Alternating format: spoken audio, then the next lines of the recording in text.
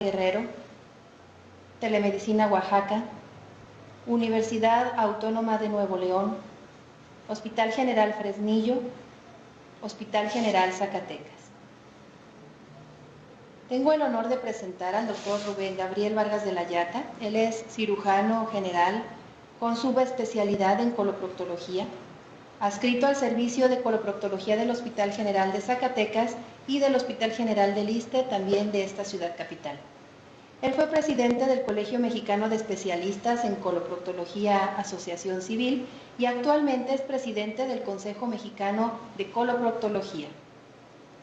Estimadas sedes, se les recuerda que la dinámica de la videoconferencia son 50 minutos de exposición y al final contaremos con 10 minutos para preguntas, por lo cual les pedimos que a partir de este momento mantengan cerrado su micrófono. Gracias a la conexión realizada por la Universidad Autónoma de Ciudad Juárez por su apoyo para esta conexión. Comenzamos. Adelante, doctor. Bienvenido. Muchas gracias, doctora. Buenas tardes a todos los que nos escuchan. Es un privilegio estar nuevamente aquí en estas videoconferencias y vamos a tratar un tema pues muy de actualidad. El tema relacionado con la enfermedad diverticular complicada.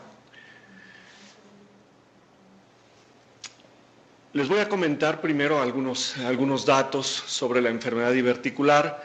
Esta es una enfermedad que se descubre o que se describe muy recientemente, a finales del siglo XIX. La describe Crubelier, Rokitansky y Virchow, y la describen simplemente como una curiosidad científica. Sin embargo, el diagnóstico de esta enfermedad se ha documentado en forma de un aumento alarmante, tanto en incidencia como complicaciones a partir del siglo XX, de tal forma que en la actualidad la consideramos una enfermedad de nuestro siglo. Es una enfermedad pues, frecuente. La aparición de divertículos en el colon vemos que aumenta con la edad, 5% más o menos de la población en general a los 40 años, 60% tendrán ya cuando tengan 60, o tendremos cuando tengamos los 60. De estos, un 10 a un 15% pueden hacer una diverticulitis. De estos que presentan una diverticulitis, 20% pueden requerir en algún momento dado hospitalización, y de estos, del 10 al 20% pueden requerir una cirugía de urgencia y presentarán del 20 al 60% una peritonitis fecal. Esta sería más o menos también la patogenia de la enfermedad. Otro dato interesante es que se asocia con 1/3 de todas las colostomías y de todas las resecciones de colon que hacemos los cirujanos. Tenemos algunas variedades clínicas de este problema. Uno es el que denominamos nosotros diverticulosis. Es el más difícil de realizar. Una de las sedes que acaba de entrar, por favor, apague su micrófono. Gracias. Gracias. Una de las entidades que nosotros conocemos es la que se denomina diverticulosis y le llamamos así a la presencia de divertículos sin enfermedad. Cualquier paciente que en un colon por enema se le encuentre como hallazgo algunos divertículos, hablamos de que tiene diverticulosis, pero que no tiene problema, no tiene síntomas, no tiene enfermedad. Ya cuando hablamos nosotros de enfermedad diverticular es porque tiene alguna complicación, y de estas nosotros denominamos diverticulitis no complicada cuando está únicamente inflamado el divertículo, y hablamos de diverticulitis complicada cuando ya sucede alguno de estos eventos como son obstrucción, absceso, perforación o fístula. En una entidad clínica separada vendría lo de la hemorragia del divertículo, que en esta plática que vamos a dar ahora no lo vamos a mencionar porque es toda una fisiología y fisiopatogenia totalmente distinta. Vamos a hablar pues de la diverticulosis. Aquí vemos en esta diapositiva que la historia natural nos dice que el 75% van a ser asintomáticos. Si nosotros hacemos un colon por enema a una población abierta, bueno, vamos a encontrar que a los 60 años la mitad van a tener divertículos, pero van a estar totalmente asintomáticos. De estos, un 25% va a evolucionar a una diverticulitis y un 15% se asocia con sangrado. Cuando ya se inflama el divertículo, entonces nosotros hablamos ya de diverticulitis y decimos que puede ser un cambio inflamatorio desde una inflamación local subclínica hasta una peritonitis generalizada que tenga perforación. Todo esto nosotros lo denominamos como diverticulitis. El 75% de las diverticulitis van a ser simples, o sea, sin complicaciones, y el 25% le vamos a llamar diverticulitis complicada, con abscesos, con fístulas, con obstrucción, con peritonitis o con sepsis. ¿Cómo hacemos el diagnóstico clínico de la diverticulitis? Hay que recordar que se menciona que el cuadro clínico es el de una apendicitis del lado izquierdo. Los datos son muy parecidos a los de la apendicitis, pero en el otro lado.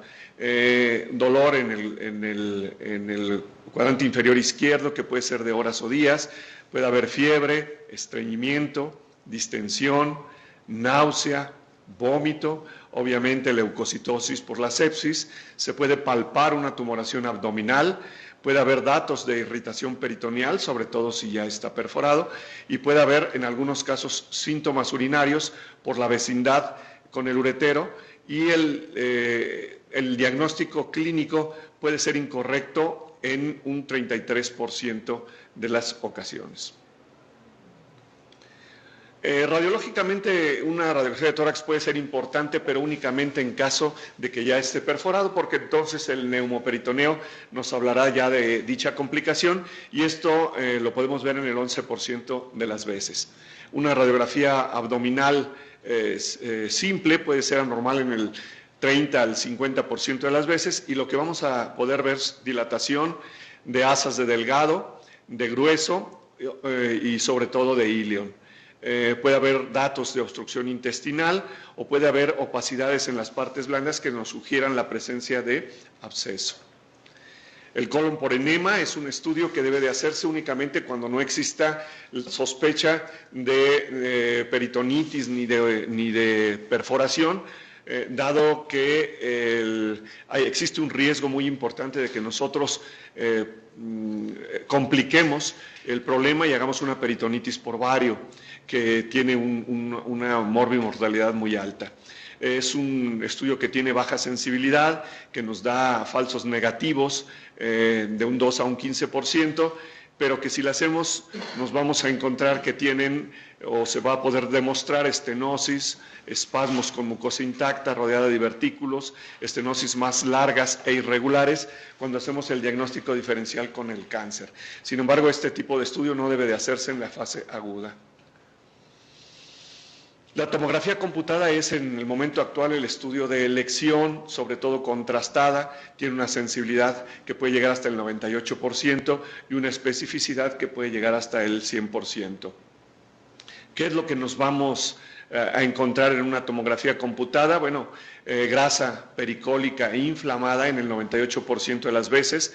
Podemos ver la presencia de los divertículos en un 84%, podemos ver simplemente la pared intestinal engrosada en un 70%, la presencia de absceso pericólico en un 35% de las veces, el gas o el líquido extraluminal también es posible que lo veamos, la presencia de una fístula, se puede ver también algunos datos de obstrucción colónica y en algunos casos podemos llegar a ver hasta tractos de sinus intramurales en un 9% de las veces. El ultrasonido es otra herramienta que también podemos utilizarlo, puede ser usado y ambos también muestran una sensibilidad y una especificidad muy alta. El ultrasonido nos evita la radiación y entonces sería muy útil en el caso de una paciente embarazada y también cuando exista riesgo de alergia al medio de contraste. El problema es que es operador dependiente y bueno, ahí sí tendríamos que contar con la experiencia de nuestro ultrasonografista. La colonoscopía, igual que el colon por enema, por aumentar la presión intraluminal, está contraindicado en la fase aguda, nos puede exacerbar la inflamación y nos puede provocar riesgo de perforación. Si se hace, permite descartar otros padecimientos como cáncer, enfermedad inflamatoria intestinal o isquemia, pero lo sugerimos realizarlo hasta 6 semanas después del cuadro agudo.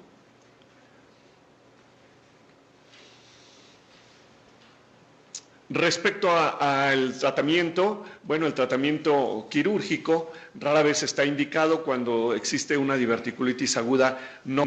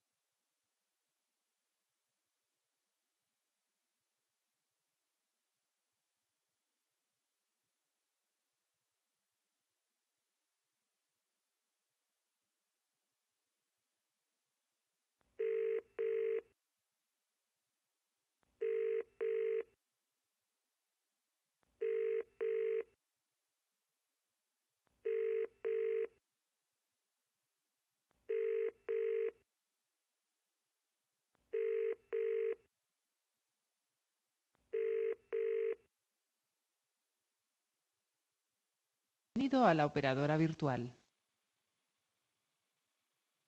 Utilice los tonos para seleccionar una conferencia. Otros le llaman flegmón. El estadio 2 sería cuando existe ya un absceso pélvico tabicado, o sea, localizado, que podría ser retroperitoneal o pélvico. Hablaríamos ya de un estadio 3 cuando existe peritonitis purulenta generalizada, porque el absceso se haya roto y puede ser un absceso pericólico o pélvico. Y hablamos ya de un estadio 4 cuando existe una peritonitis, pero ya fecal. Esto ya sería la perforación libre de un divertículo. Ahí vemos nosotros más o menos en las imágenes cómo se ve los estadios respectivos, y hago una pequeña anotación al final que dice que después de una resección de sigmoides, la anastomosis primaria puede efectuarse o no de acuerdo a la severidad de la contaminación intraabdominal, y esto lo pongo como un antecedente a lo que vamos a mencionar posteriormente.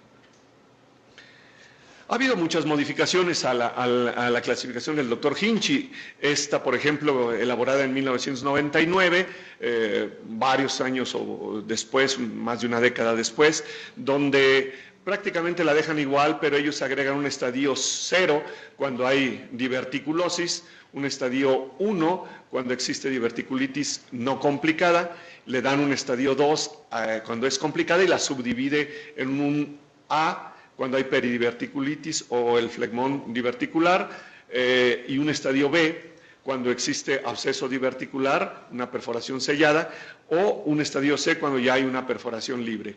Y le da todavía un estadio 3 cuando hay una diverticulitis recurrente crónica.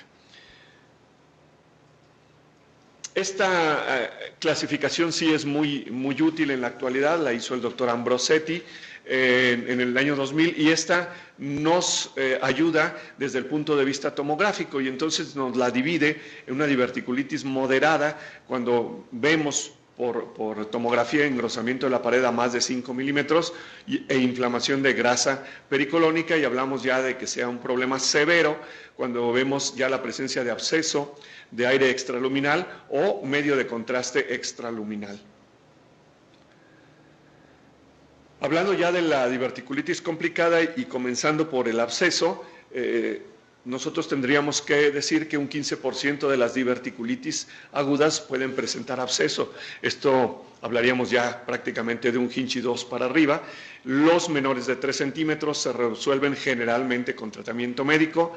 El diagnóstico tomográfico y el drenaje percutáneo de abscesos, ya sea por tomografía o por ultrasonido, a los que son un poco mayores de 3 centímetros, más antibióticos, es una opción efectiva, mínimamente invasiva y que puede dar un éxito de 70 a 90% de las veces y que puede reducir la mortalidad y la posibilidad de un posible estoma. Obviamente necesitamos de un radiólogo intervencionista que sea experto en hacer este tipo de drenajes. Drenado el absceso y mejorada la sepsis, se puede efectuar la cirugía después en un solo tiempo. Hacer el drenaje como único tratamiento no es muy bien visto, solamente es aceptable con casos de malignidad extracolónica o cuando exista una gran comorbilidad. Cuando existe perforación, y estamos hablando ya de un Hinchi 3 o un Hinchi 4, este es poco frecuente, pero tiene una alta mortalidad, hasta de un 35%. Esta sí requiere cirugía de urgencia y hay que tener mucho cuidado en el paciente que está inmunosuprimido o inmunodeprimido, porque ellos, su evolución generalmente es muy grave. En el caso de obstrucción, la obstrucción del colon completa es rara. Ocupa apenas un 10% de todas las obstrucciones del intestino grueso y se asocia sobre todo a cronicidad, a recurrencia y bueno, en estos casos siempre hay que tratar de diferenciar con una neoplasia. La obstrucción parcial es un poco más frecuente y se debe principalmente a edema, a espasmo del intestino, a cambios inflamatorios, a la misma diverticulitis o a la presencia de algún absceso que comprima las vísceras. El tratamiento quirúrgico de urgencia está indicado, 80% de la cirugía urgente ocurre en el primer ataque que el paciente ha tenido de diverticulitis. Se debe de realizar cuando existe un deterioro clínico o ausencia de mejoría después de haber realizado el manejo conservador. Cuando francamente existe perforación libre con peritonitis, cuando existen datos francos de obstrucción o cuando hay un absceso que no tiene posibilidades de drenaje percutáneo. De las alternativas que tenemos nosotros para el manejo de estos pacientes, hablaremos primero de la operación de Mayo, esta operación descrita desde 1907 por el doctor James William Mayo y que se denomina cirugía de 3 tiempos. Entonces, en este caso, lo que el doctor Mayo recomendaba era hacer una colostomía de transverso, esperar a que el proceso séptico mejorara, después entrar en un segundo tiempo a quitar el sigmoide, en este caso afectado, hacer la anastomosis y en un tercer tiempo cerrar la colostomía. Durante muchos años esta fue una buena opción. Obviamente por 3 cirugías la morbilidad y la mortalidad, bueno, eran altas, no solo en la cirugía de inicio, sino en la evolución posterior del paciente y de sus siguientes cirugías. El doctor Harman, unos años después, 20 años después, describe la operación que lleva su nombre, que la denominamos como operación de Harman. La operación de Harman, del doctor Henry Harman, la describe él principalmente para cáncer de colopélvico, pero después se fue utilizando también para la enfermedad diverticular, sobre todo de sigmoide. Y fue el estándar de oro en Estados Unidos y en el Reino Unido en los 70s y en los 80s y todavía hasta la fecha la seguimos utilizando en algunos casos seleccionados. Es un procedimiento de 2 tiempos. En el primero se hace la resección del colon sigmoide, se cierra el muñón rectal y se hace una colostomía derivativa del sigmoide y en un segundo tiempo hacemos ya el cierre de la colostomía. Tiene morbilidad alta por las complicaciones del estoma y después complicaciones por el mismo cierre del estoma.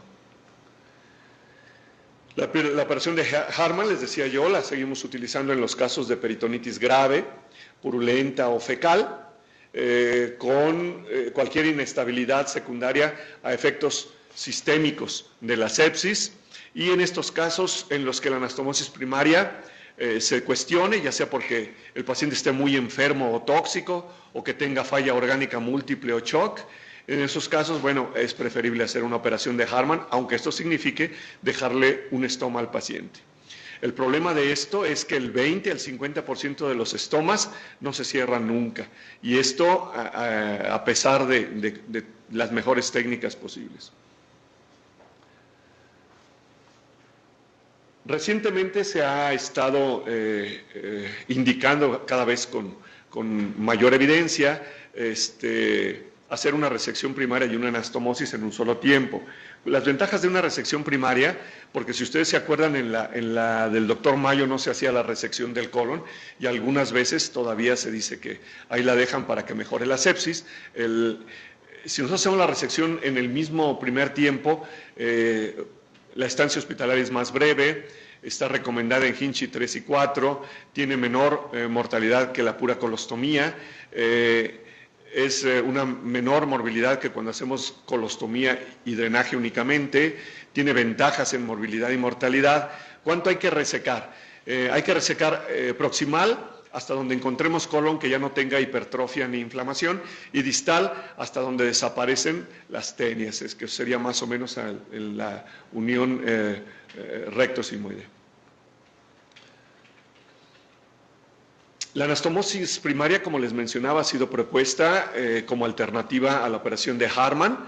Se ha reportado en algunos estudios una mortalidad menor comparada con el Hartmann, y la posibilidad de fuga anastomótica es de un 13%, comparada con las complicaciones que da después el estoma y su cierre, que casi es igual. Para poder realizar nosotros una anastomosis primaria adecuada, tendríamos que hacer una buena movilización de la flexura esplénica para lograr una anastomosis libre de tensión, y también realizar la anastomosis en márgenes en los que la sección sea muy viable, y además que nosotros veamos que tiene una irrigación adecuada. Bueno, obviamente en los pacientes que son electivos y que tienen preparación intestinal, pues aquí esa es la de elección, no debe de hacerse ninguna otra. Es cuestionable la anastomosis primaria cuando el paciente está inestable, en algunos casos de peritonitis fecal, cuando el paciente está sumamente desnutrido o bien inmunocomprometido. En estos casos, pues tal vez valdría la pena pensar en el estoma y en la operación de Hartmann. ¿Podemos utilizar engrapadoras, suturas mecánicas para este tipo de padecimientos? Sí, son muy seguras, tienen igual frecuencia de fuga anastomótica, de morbilidad, de mortalidad y de estancia hospitalaria que las suturas manuales. Obviamente, el operador tiene que tener destreza en la utilización de estos artefactos. Algunos estudios han recomendado que dejemos un estoma de protección, o sea, que se haga la resección, que se haga la anastomosis y se deje un estoma de protección que puede ser en el colon transverso o en el ilion terminal. Esto parece mejorar la fuga anastomótica y la infección de la herida.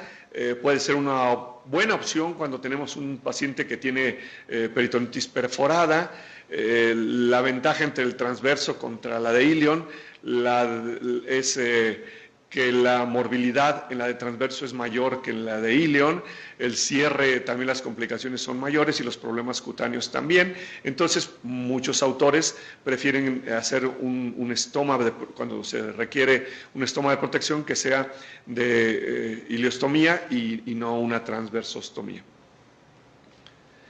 ¿Se puede hacer con cirugía laparoscópica? Claro que sí, urgente o electiva. La cirugía laparoscópica es un método aceptable de tratamiento, disminuye el dolor, reduce los días de estancia y también el reintegro laboral precoz. Consume un poquito más de tiempo, mayor costo por los equipos y un 10% se van a tener que convertir.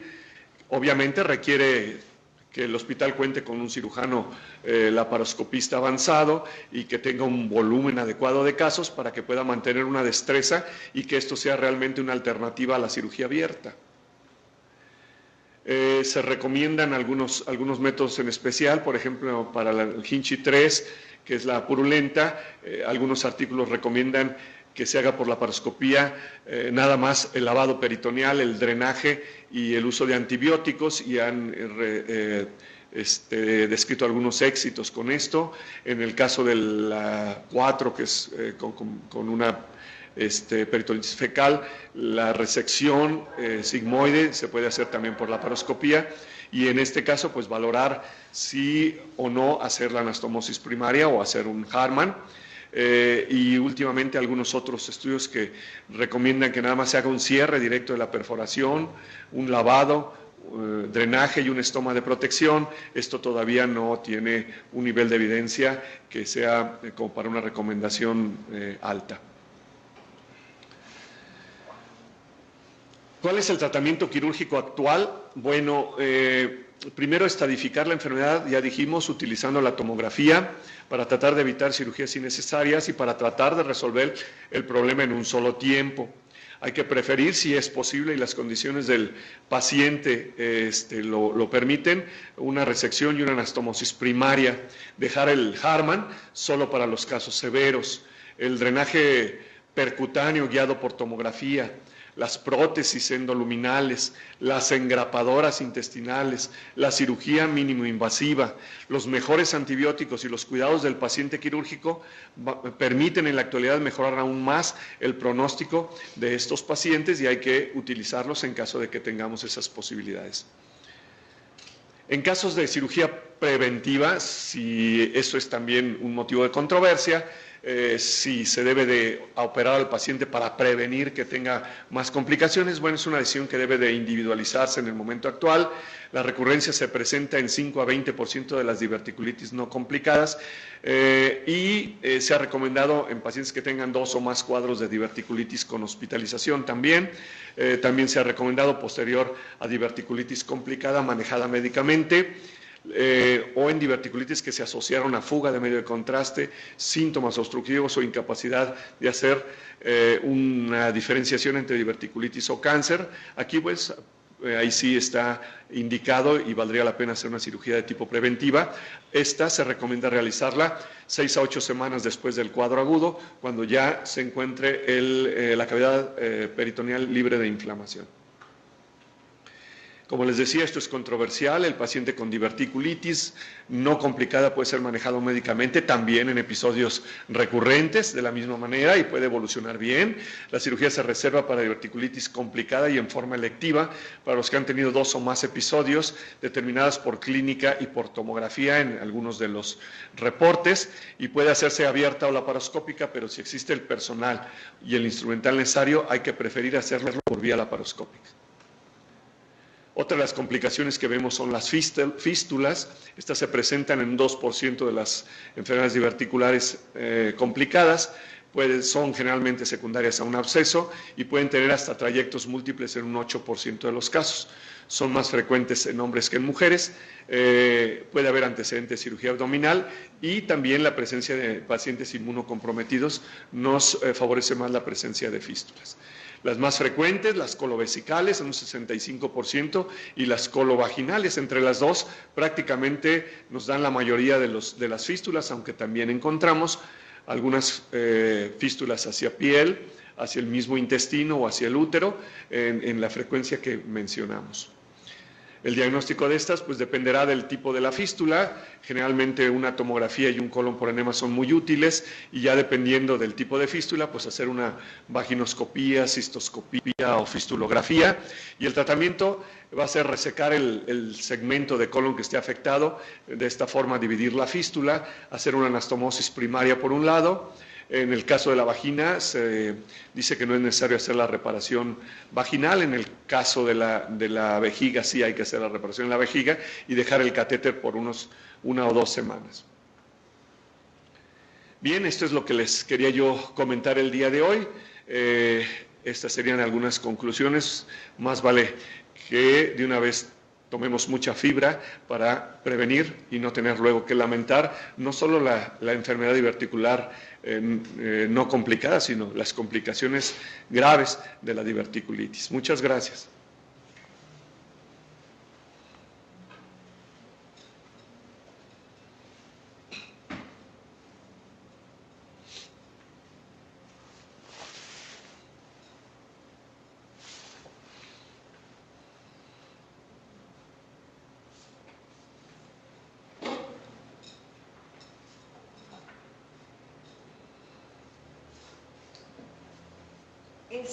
¿A todas las sedes tienen alguna pregunta?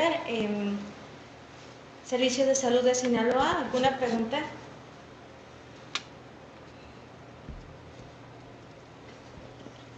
Hospital General de Mazatlán.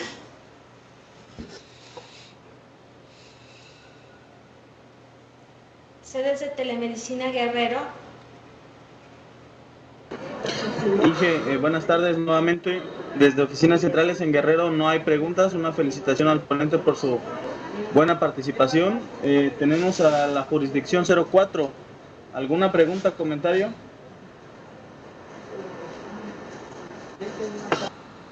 No tenemos ninguna, nada más felicitar al ponente, muy buena ponencia y gracias. Gracias. Hospital General de Tasco. Hospital General de Tasco no tiene ninguna pregunta. Gracias al ponente. Gracias. Hospital Básico de Coyuca. Permíteme, ingeniero. Hay una pregunta, Hospital de Tasco. Sí, adelante.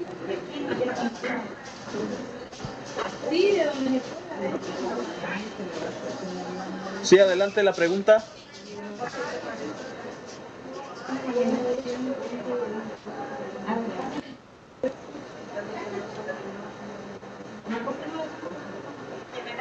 No sé quién es.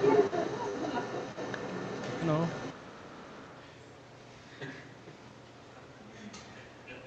Ingeniero Irving. Si tienen preguntas, adelante. Él es el que pregunta. ¿En qué ocasión está indicada la cirugía endoscópica? ¿Se pudiera repetir la pregunta? No se alcanzó a escuchar. No, ¿en qué situación está indicada la cirugía endoscópica cuando se trata de diverticulitis?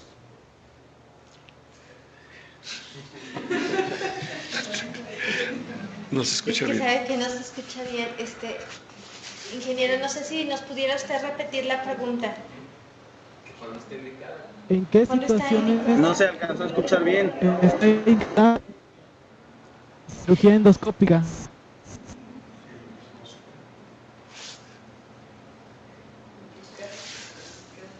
¿Puedo hablar? ¿En qué caso está? ¿En qué caso está indicada la cirugía endoscópica? ¿Te refieres a la laparoscopía?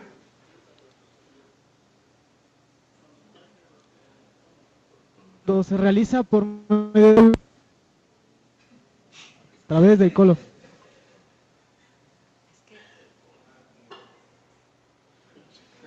Cirugía endoscópica a través del colon, pues solamente a veces se utiliza, por ejemplo, para el sangrado diverticular, pero en peritonitis o en diverticulitis no complicada, habíamos mencionado que está contraindicado hacer una colonoscopia. Gracias. ¿Alguna pregunta, alguna otra pregunta de Guerrero? Jurisdicción 02, Hospital de Rena.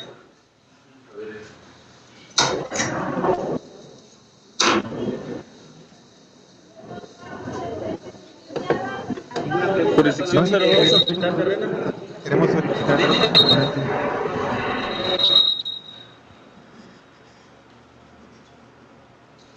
Inge, si hubiera preguntas de manera local ahí en tu sede. Nos falta Oaxaca, Telemedicina Oaxaca, ¿alguna pregunta? Hospital de Lochiza y Chalcatongo, ¿tienen alguna pregunta?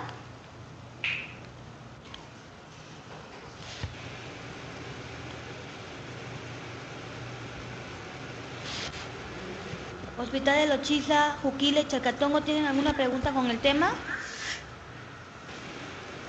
Ninguna pregunta. Ninguna pregunta, una felicitación para el doctor, muy buena ponencia. Igual aquí Telemedicina, buena ponencia, que tenga buen día. Gracias. Pues ¿de aquí alguna pregunta?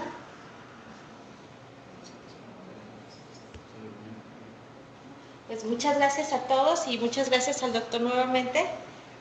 Nos vemos la próxima videoconferencia. Adiós.